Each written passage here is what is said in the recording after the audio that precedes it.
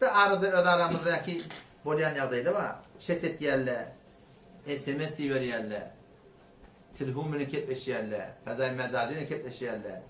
Ýaşamy, tataşmaklyk, dar etmekde musulmandan onda öde. Allah Teala Kur'an'da ne diyor? "Ve la taqrabuz zina" diýipdir. Hudaýda Kur'an'da zina etmeklerge belli burada. Hudaýda Kur'an'da zina ýakynlama diýipdir da. Zina ýakynlamaslyk näme? Peýgamberimiz aýdypdyr şonu. Peýgamberimiz aýdypdyr, "Gulak zina etýär." Gulak zina näme? Namahrem bilen kepleşmek. Göz zina etýär. El-aynu tazni diýip Peýgamber. Göz zina etýär. Gözüň zina näme? Namahrem gözden. Burun zina etýär diýip Peýgamberimiz. Şoň ýytyny almaklyk. Denanada atyk çapdyr sen ýytyny almaklyk.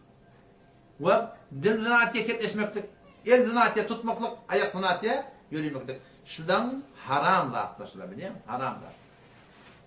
O da İslam dinimiz gelip bir sürgün bir de aydıptır, şib bir de koruyun, bundan süreyim. Şun hiç bir zat Allah Teala'nın yani ön nuğuna bir imanlı adamın avrayının muhamzat der yani.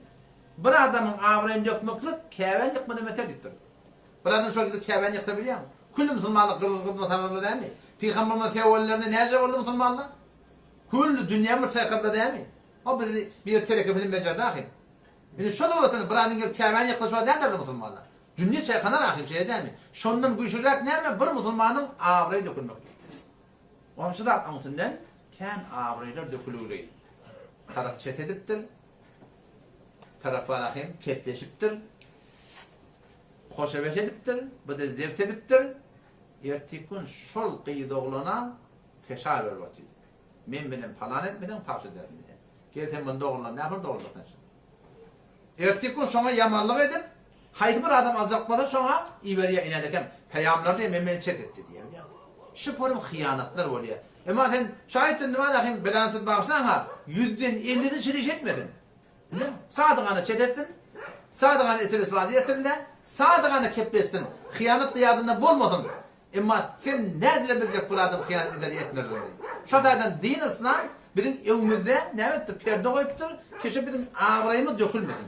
Bizim evimizde pel koyuptur, bir de yol koyuptur ki bizim avrayımız dökülmesin biliyor musun? Şu adaydan rahat etmeyeni, ertekün başına burada gelinle, Hudayın yalanına Huday bir meni gördü mü?